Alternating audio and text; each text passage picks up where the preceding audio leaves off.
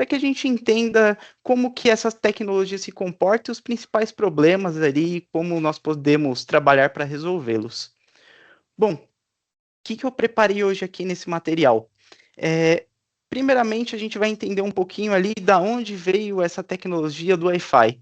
O Wi-Fi hoje, basicamente, ele trabalha ali no modelo de camada OSI, para quem conhece a camada OSI, que é algo bem conceitual ali. Um dispositivo hoje, por que é tão diferente do conceito de cabeado? Hoje, quando a gente conecta o cabo no nosso computador, basicamente a gente tem uma transmissão onde eu consigo enviar e receber o dado de uma vez. Isso daí chama-se full duplex. O Wi-Fi é half duplex. Então, ele manda e recebe ali, transmitindo um por vez. E nós temos ali diversos tipos de frequência dentro do Wi-Fi. Então, nós temos aquela rede que hoje se torna um pouco mais legada, que é o 2.4, rede de 5 GHz e uma rede de 6 GHz que representa ali naquele Wi-Fi 6E e no Wi-Fi 7, que são tecnologias mais novas. Quando nós falamos da evolução do Wi-Fi, o Wi-Fi surgiu ali basicamente em 1999, onde nós tínhamos principalmente taxas de transmissão muito baixas, que a gente chama ali de throughput rate. Nós tínhamos ali em torno de 11 mega. Conforme o Wi-Fi foi se padronizando e virando algo mais expandido, nós chegamos hoje na tecnologia do Wi-Fi 7 com 30 GB de transmissão. Então, nós passamos ali por uma melhoria, né, uma maior performance, onde nós conseguimos entregar muito mais dados dentro de uma tecnologia Wi-Fi. Ela não se compara ao cabo, porém, a gente consegue hoje entregar basicamente bastante data rate ali para aqueles computadores. Hoje, quando nós falamos de Wi-Fi, o Wi-Fi utiliza ali basicamente a alocação de canais. Nós temos hoje três tipos de tecnologia ali, né? Três tipos de redes. Então, a gente vai ter ali a nossa rede 2.4, nós temos a rede 5 GHz e as redes 6 GHz, que é uma rede mais nova. Quais são principalmente as diferenças entre elas? Nós começamos lá nos primórdios a trabalhar com a rede 2.4, então nós sabemos que ela é uma rede ali onde eu não consigo atingir grande performance no envio de dados. Porém, o que eu tenho bastante aqui? Interferência. Então, essa tecnologia é uma tecnologia que acaba que está ficando bem obsoleta. Hoje, na maioria das organizações ali, nós utilizamos a rede de 5 GHz, onde nós temos maiores canais de comunicação e atingimos maiores frequências.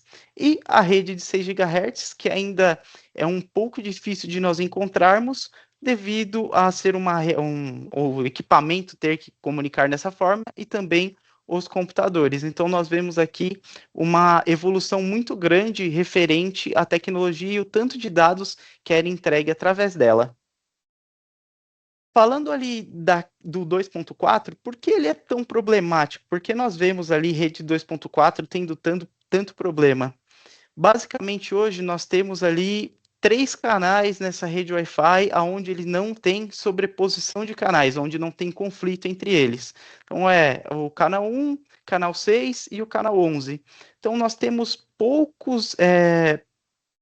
tenho muito AP e pouco canal para trabalhá-lo. O que acontece? Nós temos ali uma maior conflito de sinal. E isso acaba ocasionando principalmente uma grande lentidão ali na nossa rede. Nós costumamos usar o 2.4 para aqueles dispositivos IoTs ou alguns dispositivos mais legados. Então, ela fica com um uso bem específico dentro das nossas redes Wi-Fi. Aqui a gente entra nos 5 GHz. Os 5 GHz hoje é algo que é muito utilizado, então essa é a rede aqui que o pessoal acaba utilizando mais. Algo que eu gosto de ressaltar é o uso do DFS. Então, apesar de nós termos aqui, basicamente, diversos canais nessa linha ali, canais disponíveis para utilização, existem alguns canais que nós chamamos de DFS. Esses canais são utilizados ali para radares, seja ele um radar militar, comunicação via satélite ou um radar meteorológico. Então, nessa faixa do Uni 2 e do Uni 2C, basicamente ele é utilizado para esse tipo de comunicação. Então é algo que fica ali bem restrito para uso governamental, vamos falar assim. Porém, nós podemos utilizar com algumas ressalvas. Então, o que, que é recomendado? Se nós precisarmos utilizá-lo, nós temos que olhar ali se o dispositivo tem o suporte à seleção dinâmica de frequências. Então, quando nós construímos uma rede Wi-Fi, é bem importante nós nos atentarmos aos detalhes. Eu comento muito que não é simplesmente nós chegarmos, ligarmos um access point e ele já vai ter ali em plena comunicação. A gente tem que se atentar a esses detalhes de interferência e tudo isso que eu vou mostrar aqui ao longo para vocês. E, basicamente, eu tenho as frequências dentro desse cara. Então, frequência de 20 MHz, 40 MHz, 80 e 160. Eu também tenho aqui as alocações de canais. Então, da banda de 6 GHz. O 6 GHz, por ser mais novo, eu tenho aqui 20 MHz, 40 MHz, 80 e também 160 MHz. Só que o que eu acabo diminuindo quando eu vou subir nesse megahertz, né? Quando eu vou entregando mais dados dentro daquela faixa, eu vou aumentar muito a frequência, né? Eu vou entregar dados muito mais rápido, porém eu aumento muito a interferência. Por isso o projeto tem que ser muito bem desenhado, até para nós sabermos aonde que a gente usa essa frequência específica. E aí a gente pode ver hoje que um Wi-Fi 7, que é basicamente o modelo mais novo, nós conseguimos ali atingir até 320 MHz. Então a gente tem ali, quanto maior o megahertz, basicamente maior dados eu consigo entregar dentro daquela faixa de comunicação. E hoje os Wi-Fi mais novos, né, vamos falar assim, aqueles Wi-Fi que estão sendo comercializados para o mercado, ele é o Wi-Fi 6E e o Wi-Fi 7. Muita empresa já está acabando segmentando, né, deixando apenas venda de Wi-Fi 7.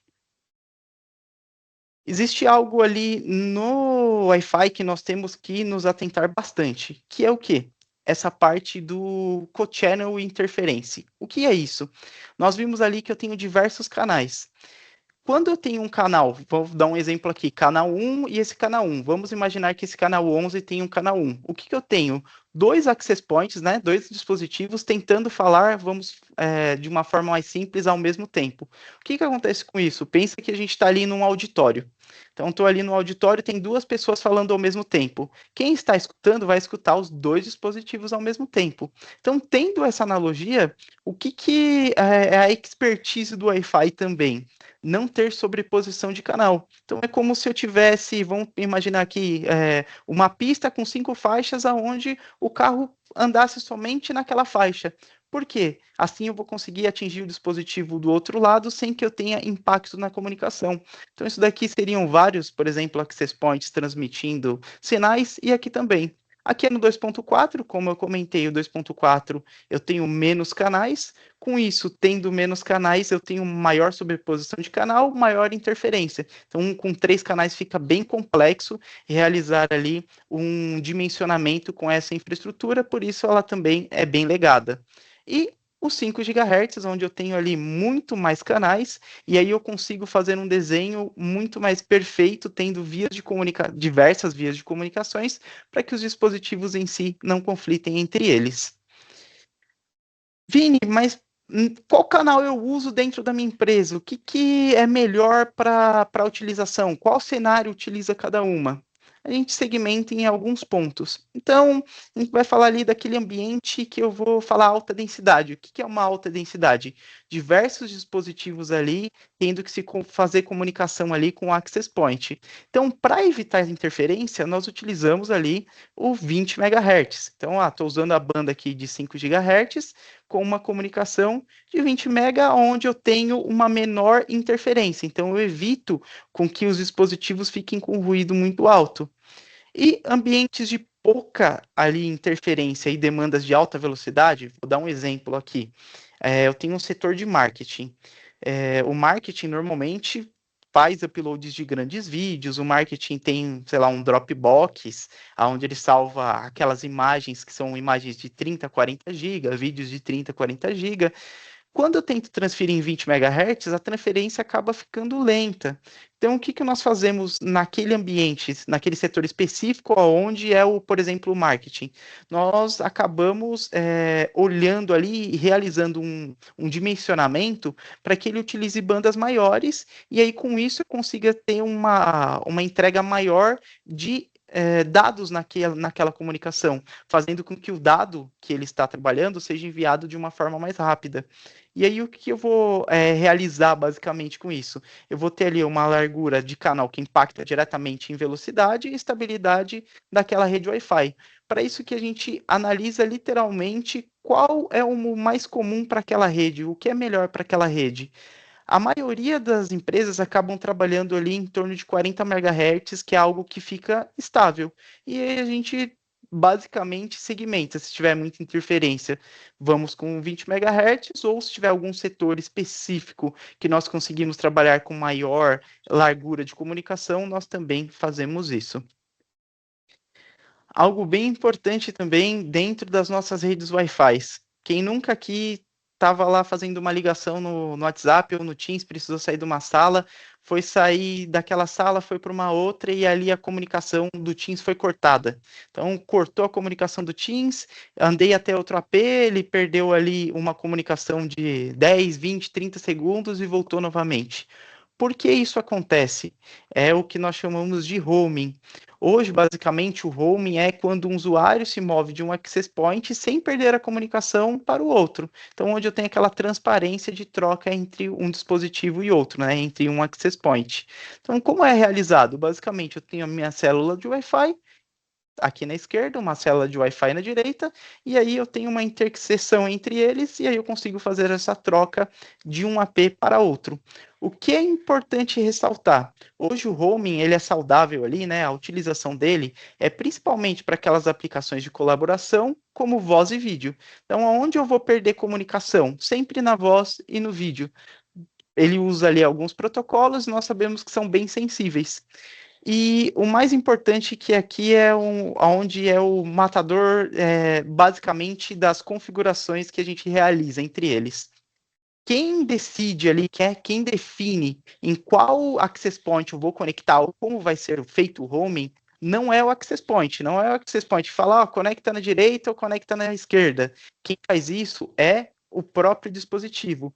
Para isso, a gente pensa que é só ir lá e configurar o access point. Nos Windows, eles vêm com algumas configurações que nós chamamos de roaming agressivo. E aí, o que nós fazemos? Nós temos que configurar esse roaming com algumas informações. Se ele vai ser baixo, médio ou agressivo. Como vai ser realizada essa troca? Vini, como eu sei o que eu tenho que colocar? Aí a gente tem que fazer um cálculo para verificar lá qual que é a taxa de interferência que eu tenho no outro, né? Qual é essa sobreposição de célula. Por exemplo, o recomendado a gente usa em 20%, mas imagine que eu tenha dois access points onde não realizei, né, um dimensionamento adequado que eu vou mostrar para vocês, e um AP está muito próximo do outro e essa taxa está em 70%, eu coloco lá um roaming agressivo, eu vou ficar pulando de um AP no outro de uma forma muito grande. Por quê? Quem decidiu nesse caso onde eu conecto não foi o access point, foi diretamente ali o dispositivo final, né, o computador. Então, esse ponto de homing é bem importante, nós utilizamos bastante, principalmente quando nós temos ali um ambiente aberto, vou falar aqueles ambientes comerciais que são grandes, ou algum ambiente que a estratégia de negócio é utilizar muita chamada de vídeo e, consecutivamente, a gente acaba usando a solução de homing. Como eu comentei com vocês dessa expansão, né, de tecnologia Wi-Fi, das movimentações que foram realizadas, antigamente nós trabalhávamos, né, com uma tecnologia de Wi-Fi que chamava-se MIMO, que é múltiplo input, múltiplo output. Então, dois dispositivos ali diferentes podiam fazer o envio de informações para aquele dispositivo final. Com o aumento, né, com a tecnologia avançando, nós chegamos em dispositivos, vou citar aqui um exemplo do AP da Fortinet, que é o FAP831, que ele é um dispositivo que nós chamamos 8 por 8. Então vamos falar que ele tem ali 8 antenas de comunicação. Então, basicamente, ele tem 8 antenas de comunicação e os nossos dispositivos também têm antenas de comunicação, até para título de conhecimento de vocês. Eu tenho aqui, por exemplo, um smartphone, um iPhone. O iPhone, normalmente, ali, dependendo da geração do iPhone, ele trabalha com 1 por 1. Então, vamos falar assim que ele tem uma antena ali para envio e recebimento. Pô, e se eu tiver um Mac? Ou um Mac, eu tenho uma antena 2x2, ou aqueles computadores Dell mais novos, eles trabalham 2x2. O que eu consigo desse jeito? Usar duas antenas desse cara para ter essa comunicação diretamente com o dispositivo. Então, quando nós vamos desenhar um projeto Wi-Fi, eu tenho que casar o access point com o tipo de dispositivo que eu tenho para chegar numa comunicação mais adequada. Então, o que nós vemos ali de tecnologia? Aqueles Wi-Fi que nós utilizávamos lá, aquele Wi-Fi 5, então aquele access point legado que eu tenho ali até o ano de 2018, ele usa uma tecnologia que é o Wi-Fi 5. O Wi-Fi 5 hoje, ele ainda está em utilização, porém, posso chamar ele de legado realmente. Então, o que nós temos ali? Ele usa essas tecnologias de envio e recebimento, porém, ele só consegue usar o downlink diretamente nessa comunicação. Como o Wi-Fi recebeu uma grande atualização ali no Wi-Fi 6 e no Wi-Fi 7, o que eu consigo com ele? Ter o up e o down em uma única comunicação. Ou seja, se o meu dispositivo tem 4 antenas, eu consigo utilizar essas 4 antenas do meu dispositivo para falar com um access point compatível que seja 4x4 ou 8x8. Vini, como eu coloco o AP específico no ambiente? Tudo é realizado através de densidade. Quantas pessoas se conectam de acordo com aquele dispositivo? Cada fabricante vai indicar uma quantidade de pessoas específicas, porém não muda muito. Tem um slide aqui que a gente vai falar sobre isso. Então, nós conseguimos ver hoje aqui bastante um meio de comunicação muito mais, vamos falar assim, perto do que nós conseguimos ali no cabeamento. Então, o cabeamento, claro, ele é full duplex, só que aqui a gente tem algo que realmente consegue atender às nossas necessidades e dos nossos colaboradores. Existe algo hoje que impacta totalmente quando nós não configuramos os nossos access points. Eu comentei com vocês que o access point ele vai emitir ali aquela onda de sinal e o dispositivo do outro lado vai fazer o recebimento. Existe um mecanismo aqui que chama-se potência assimétrica. O que é potência assimétrica? Basicamente, o access point ele está emitindo no output, né, ele está mandando sinal mais do que o dispositivo consegue fazer a leitura. Então, por exemplo, eu tenho o meu access point, não importa a marca dele, emitindo 17 ali dBms, que é a intensidade lá desse sinal. E o meu dispositivo do outro lado, né, o meu computador, ele só consegue escutar até 14. Ou seja, eu estou mandando 17, o cara lá na ponta tá chegando o sinal nele, mas ele não consegue fazer retransmissão e aí eu tenho perda de pacote.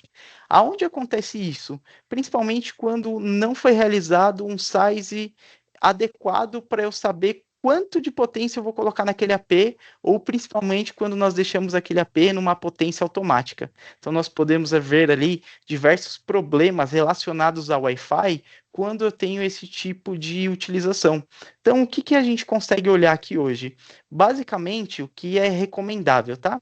Que os APs, eles emitam no máximo ali 14 dBm, por quê? Vou dar um exemplo aqui, o iPhone ele escuta até 10, então até 10 ele vai estar escutando o sinal, e os computadores até 14. Então nós temos que fazer bem essa segmentação, porque senão aqui a gente acaba tendo um grande problema de Wi-Fi. Esse daqui acontece bastante, tá? A maioria dos cenários ali que nós trabalhamos hoje, acontece isso do AP tá trabalhando com uma potência automática ou com uma potência setada com tudo no alto. Não importa o fabricante, tá? Aí a gente tem que atender a regulamentação do dispositivo que eu estou tentando enviar essa comunicação, que são os computadores ou basicamente os celulares.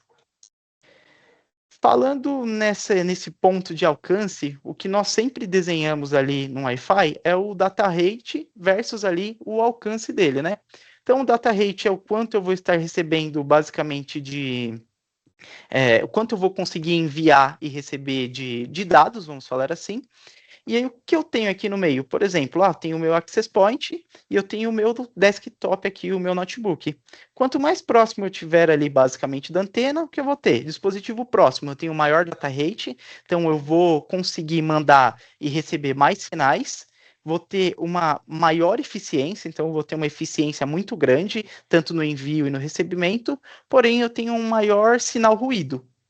E dispositivos que estão mais distantes, eu vou ter um menor data rate, então quanto mais longe eu estou, mais difícil fica a minha escuta, menos eficiente fica, porém eu tenho um menor sinal ruído. Então vamos fazer uma associação com o slide anterior. O dispositivo está muito longe, está a 17 dBm. Basicamente, ele vai escutar o quê? Ele está muito longe, ele vai ter uma menor largura de banda lá na ponta. Consecutivamente, quem está próximo, eu vou ter um maior data rate. Por isso que no projeto de Wi-Fi, nós temos que fazer esses cálculos para saber quanto eu tenho que mandar de informação, quanto que de data rate aquela pessoa precisa ter. Vamos imaginar um cenário aqui. Eu tenho essa pessoa conectada aqui e essa pessoa é basicamente uma pessoa de marketing. Então ela tinha que atingir o máximo throughput porque basicamente ela trabalha com aquilo, né? Ela tem que fazer esses envios e informações. Você fala assim, Vini, eu consigo com 1 mega? Consegue, só vai levar o dobro do tempo. E aí, como o Wi-Fi hoje virou requisito de negócio, a utilização do Wi-Fi, todos os computadores, todos os notebooks não acabam que não vem nem com porta, aqui a gente impacta diretamente a utilização daquele colaborador. Então aqui eu estou deixando o colaborador com uma mínima performance, sendo que ele poderia ter uma melhor distribuição desses access points ou inserção para que eu aumente ali, vamos falar assim, melhore o trabalho dele e deixe bem mais eficiente. Como que a gente calcula basicamente esses data rates? O que nós consideramos? O data rate hoje, ele vai variar de acordo com uma série de fatores. Eu mostrei para vocês as tecnologias. Então, hoje o Access Point, ele trabalha com aquela gama de tecnologia que eu mostrei para vocês. Os principais vai ser o Wi-Fi AC, que é o Wi-Fi 5, o AX, que vai ser a parte do Wi-Fi 6, e o BE, que é o Wi-Fi 7. Vini, adianta eu ter o dispositivo Wi-Fi 7 se o meu dispositivo final, por exemplo, é o Wi-Fi 5 e o meu dispositivo novo, né, o meu Access Point é o Wi-Fi 7? Como que eu vou atingir essa largura de banda? Eles se comunicam? Não se comunicam. Então, o que eu preciso? Se eu quero ter uma alta largura de banda e aproveitar o meu Wi-Fi 7, eu preciso ter o meu dispositivo também no Wi-Fi 7. Então, eles vão ter o tipo de tecnologia para se comunicar especificamente. Então, o Wi-Fi 7, basicamente um access point que tem o Wi-Fi 7, ele vai ter todas essas tecnologias embarcadas nele. Mas se você quiser atingir o máximo de ganhos que aquele dispositivo te fornece, a antena também precisa. Então, vou dar um exemplo. Tem o meu AP aqui, é um AP da Fortinet, um AP de algum concorrente, e ele está mandando lá para mim Wi-Fi 7, ele. Só que eu estou usando o meu iPhone aqui, que é um Wi-Fi 6E. Eu vou atingir esse throughput, essa largura de banda? Não vou atingir. Então, eles têm que ter realmente esse casamento de tecnologias para que eles tenham a melhor comunicação. Outra coisa que influencia totalmente no data rate. Lembra que eu comentei que quanto maior a frequência lá, os 20, 40, 80, 160 e 320, eu aumento a quantidade de entrega de dados naquele meio de comunicação? Aqui também acontece da mesma forma. A frequência impacta diretamente no que eu estou entregando dentro dessas tecnologias. O Spatial Stream, que foi o que eu comentei das antenas, né? Se o meu dispositivo ele é 1 por 1, se ele é 2 por 2, 4 por 4 ou 8 por 8. E a largura daquele canal. Então, tudo isso tem que ser calculado para eu conseguir entregar, por exemplo, aquilo que eu comentei de 20 mega lá para o marketing dentro dessa largura de banda. Então, todos os cálculos são feitos através de ferramentas que nós utilizamos para chegar nesse data rate final, chegar bem próximo ali da realidade. Quem aqui nunca chegou um diretor foi lá fazer um teste na rede Wi-Fi, ele falou, pô, vocês contrataram um link de 1 giga, por que eu só estou recebendo 20 mega no meu micro? Existe algo que a gente fala de data rate e o throughput real, então vou desmistificar isso aqui agora para gente. O Wi-Fi hoje tem ali um overhead, então o valor máximo de throughput disponibilizado pelo AP, é basicamente de 50% a 60% do valor real. Então, como funciona isso? Um exemplo prático. Se vocês pegarem os computadores de vocês e darem uma olhada lá no Wi-Fi status, o que a gente encontra hoje? Basicamente, eu tenho aqui o speed. Eu tenho o speed em 866 MB. Então, o throughput dele, por ele ser half duplex, que nós não comentamos, ele é 433. Só que eu comentei que o Wi-Fi ele é um organismo que ele é compartilhado.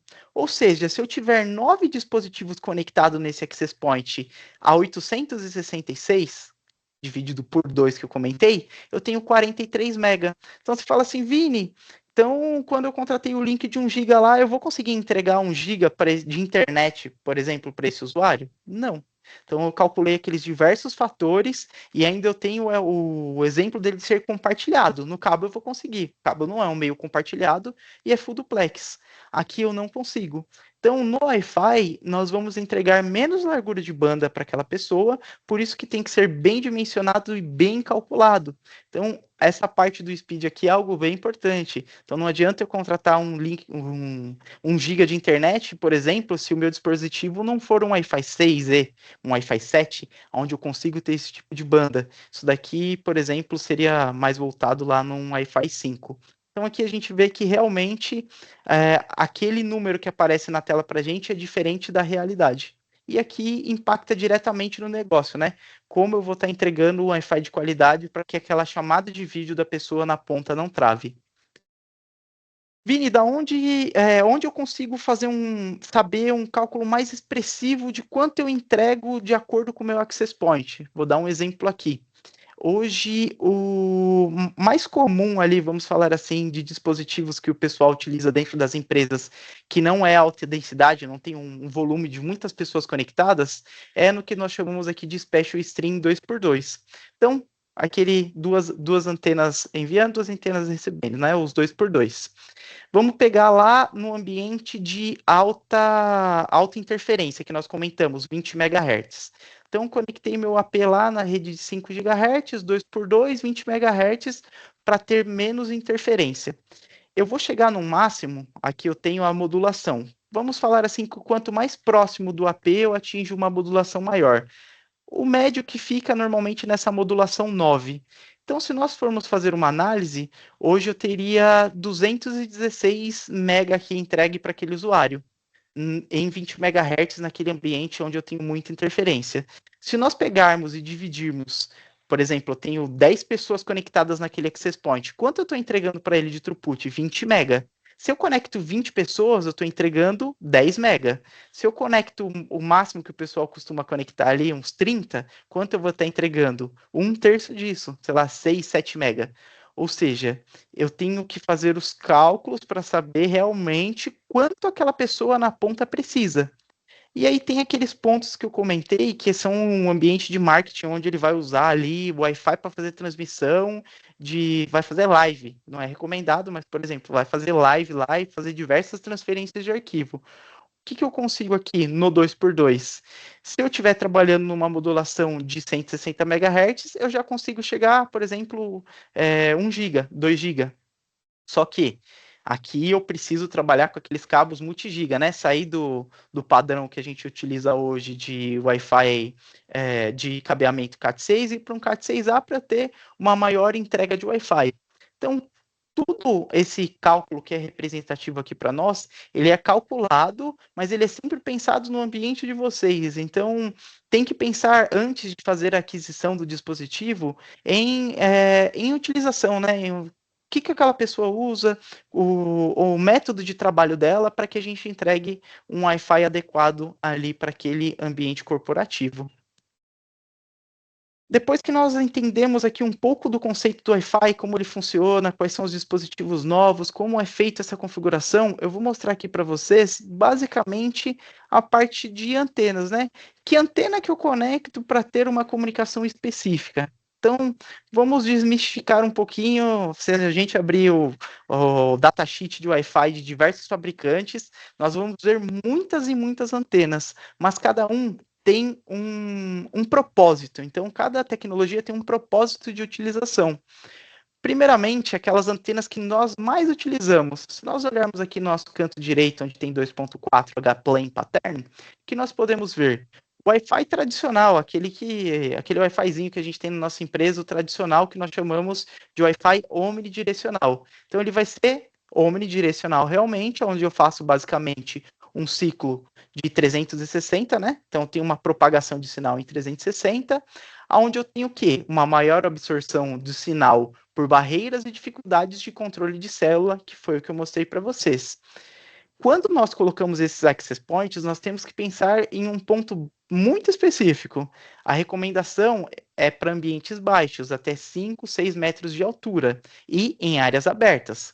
A área aberta pode ser lá o meu comercial, a minha salinha de reunião, algo nesse sentido. Normalmente o pé direito ali é 3 metros, onde a gente fixa esse access point. Então, para ambientes, vamos falar assim, internos ali, onde eu tenha esse controle e eles são ambientes baixos, né? O meu escritório, vamos falar assim, eu tenho que trabalhar com antena omnidirecional. Então ele é para esse tipo de ambiente. Só que existem outros tipos de antenas que são para cenários específicos. Por exemplo, eu tenho antena direcional e setorial. Qual é a grande diferença? Por exemplo, um direcional, como a forma já diz, ele vai te mandar o sinal em uma forma concentrada em uma região específica. E ali eu vou ter o atendimento dela. E eu tenho ângulos específicos, então 30 graus. Ah, vou mandar num corredor bem estreito. Uso o ângulo de 20 graus, 120 graus? Não, vou, por exemplo, cobrir 3 corredores. Então, o cálculo é feito de acordo com a espessura da onde eu vou mandar o sinal. Eu tenho antenas de 30, 45, 60 até os 120. Vini, aonde que eu uso essas antenas? Ambientes superiores a 5 metros de altura que utilizam. Vou dar um exemplo hoje, um armazém ou um ambiente industrial. Vamos falar que eu tenha um ambiente onde eu tenha diversos coletores, aqueles coletores onde eu conecto com TOTOS, com SAP, algo nesse sentido. Então, vou lá fazer a bipagem dele. Esse ambiente, basicamente, ele tem que funcionar com Wi-Fi direcional. Então, eu tenho lá a empilhadeira que vai passar naquele ambiente, mas para eu ter o dispositivo com uma boa comunicação naquele local, eu preciso ter uma antena direcional. Então, a antena direcional é realmente segmentada para armazéns, ambientes industriais, ou que realmente precisam de um sinal naquela região específica. E esse é um caso aqui que a gente usa bastante. Então, tem que ser montado para galpões, para esse tipo de ambiente industrial, algo mais específico. Quais são ali, vamos falar assim, o um versus o outro? Então, vantagens e desvantagens. Dentro de um armazém, o pessoal acaba que utiliza muito omnidirecional no ambiente de galpão e aí armazém a gente tem diversos problemas. Então, omnidirecional, eu vou ter o quê? Menor número de access points. Então, eu tenho o menor número de utilização de access points. Por quê? Porque eu vou colocar ele no teto e ele vai pegar um setor maior. Porém, eu tenho o quê? Qual é a principal desvantagem? Eu tenho uma atenuação no corredor, então ao invés de eu conectar no AP, que era para estar conectando lá no meu centro, né, naquele AP do centro, eu vou estar conectando no direito ou no esquerdo, porque ele está emitindo muito sinal. Eu não tenho controle nenhum entre esses access points, né, entre essas células. E após essa implementação, os problemas ali de redução de potência vai acontecer devido a um AP estar conflitando com o outro, porque eu quero o sinal naquele corredor específico. Então, aqui a gente pode ver nesse tipo de ambiente. O Wi-Fi ele vai propagar ali em diversos setores bem específicos, e aí eu vou ter uma perda de sinal, não basicamente em cenário real, que a gente já pegou bastante. A pessoa está com o coletor hoje fazendo uma coleta aqui, e aí ele foi para o outro lado, ele fez um roaming ou ficou preso naquele cara, e aí lembra que eu comentei que eu fico mais distante, eu recebo menos sinal? O que acontece com esses coletores? Hoje, protocolos mais robustos, ele consegue te prender naquela sessão e aí você não tem uma perda de comunicação naquele aparelhinho, por exemplo, no Zebra que você está fazendo lá a identificação do objeto. Quando você ficou preso e foi para um outro setor e o sinal está muito ruim, você tem a perda de comunicação. Vou falar assim que 90% dos galpões hoje que nós pegamos, a maioria dos problemas são por utilizar um AP, que é o omnidirecional, no lugar do direcional. E aí, como que nós solucionamos isso? Hoje, o AP direcional, que nem eu comentei, ele é utilizado ali de 30 a 120 graus. Então, eu tenho o meu corredor aqui, vou colocar um AP aqui, por exemplo, aonde eu vou ter nesse setor mandando sinal aqui diretamente no corredor.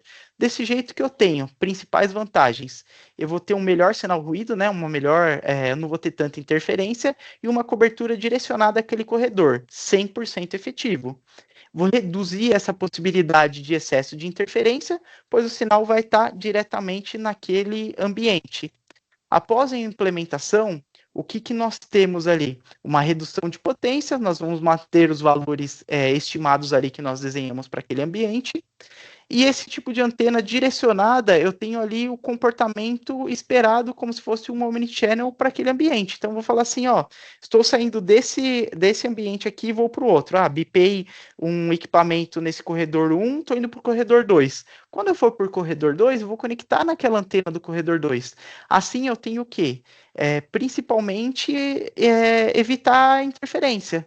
Só que qual é o grande ofensivo disso? Imagina que eu coberia esse galpão com 10 APs. Quando eu tenho um AP direcional, eu vou precisar de uma quantidade maior. Porém, o que eu até justifico muito aqui? Normalmente, quando nós temos esse ambiente de logística, ele é um dos cores do nosso negócio. Então, a pessoa vai lá e ela precisa pipar aquele equipamento para fazer um despacho, algo nesse sentido. Então, a gente está mexendo no crítico do negócio, né? O que é o funcionamento perfeito que nós precisamos. Então, eu vou ter um maior número de APs, só que eu evito problemas de comunicação. Quanto custa hoje o cara ter que ficar conectando no Wi-Fi e desconectando para que ele pegue na antena que está mais próximo? Quanto tempo custa para nós deixar um operador lá na ponta, ao invés dele fazer aquela bipagem em 10 segundos, ele está levando 40? Então, a gente pensa muito no Wi-Fi hoje como uma unidade de negócio também. A outra desvantagem que nós temos aqui é que ele não pode ser instalado como uma barreira na frente dele, porque se ele é direcional, ele vai bater numa parede, eu acabo que eu não estou saindo, né, basicamente do teto, eu estou saindo de uma direção específica, então a gente tem que olhar muito o ambiente para saber onde eu posiciono aquela antena, aí consecutivamente, quanto mais barreiras, maior o aumento de access points. Esse ponto aqui eu gosto bem de ressaltar eles, porque para quem tem galpão e tem esse tipo de problema, pode ter a certeza aqui que é devido a utilizar os AFPs na tecnologia de Omnichannel. Depois que a gente entendeu que o mapeamento é bem específico, eu vou até comentar aqui um pouco das dores que a maioria das pessoas acabam passando, e é através de erros comuns ali que a gente tem esse tipo de problema, e por incrível que pareça, todos vão resultar na mesma coisa. Ou o cara vai desconectar lá do equipamento, né? Vai desconectar do Wi-Fi, o sinal cai, aquele usuário basicamente não está tendo um bom throughput. Isso pode ser diversos motivos. Então, eu posso ter dentro do mesmo ambiente 5 ou 6 ofensores, porque eu não realizei aqueles mapeamentos que nem eu comentei, que coloquei no software. Então, o que a gente pode encontrar ali? Não coletar esses requisitos, essas informações, como o que eu comentei lá do preditivo, tipo de utilização, tamanho do ambiente, ele vai resultar basicamente em problema de Wi-Fi para o cara que está tentando acessá-lo. Não considerar ali aquelas validações também é um grande ofensor. Nesses ambientes que eu comentei, eu troquei os meus access points, mas não troquei o switch e estou tendo pouca entrega de energia.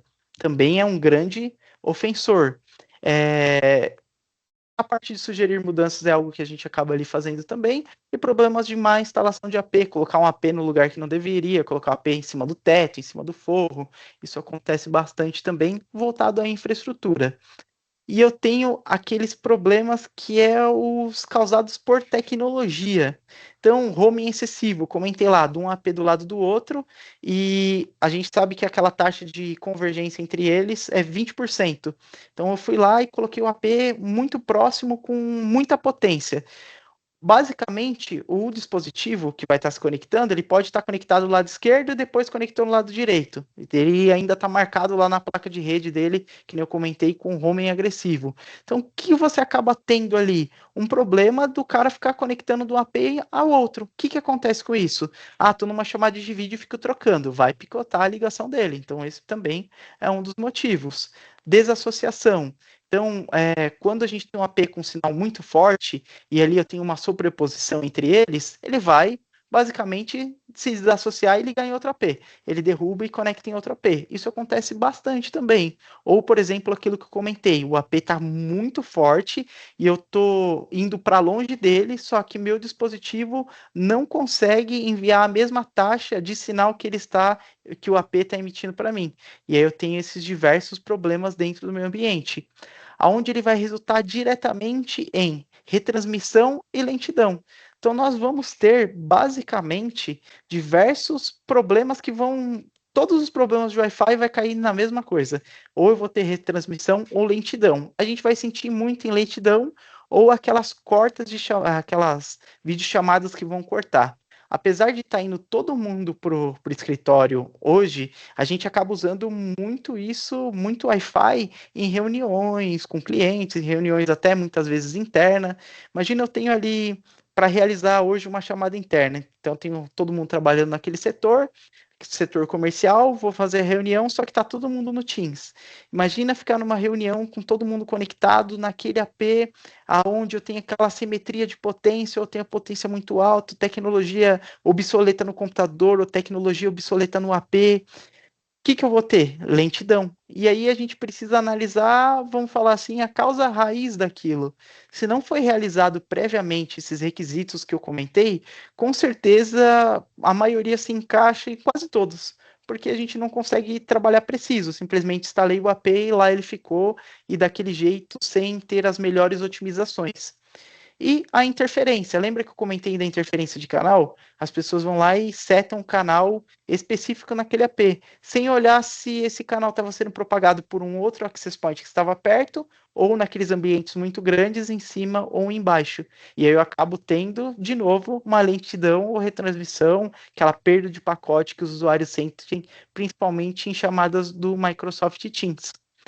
E eu trouxe aqui para vocês também algo que a gente encontra muito em alguns clientes. Então, por exemplo, a parte de interferência. Eu tenho dois APs, um mandando sinal aqui para o outro. Então, eu tenho um AP conectado no outro, os dois mandando sinal. Tenho aqui um roteadorzinho Wi-Fi, com Wi-Fi ligado, e um AP aqui. Então, vou ter o quê? Uma grande interferência.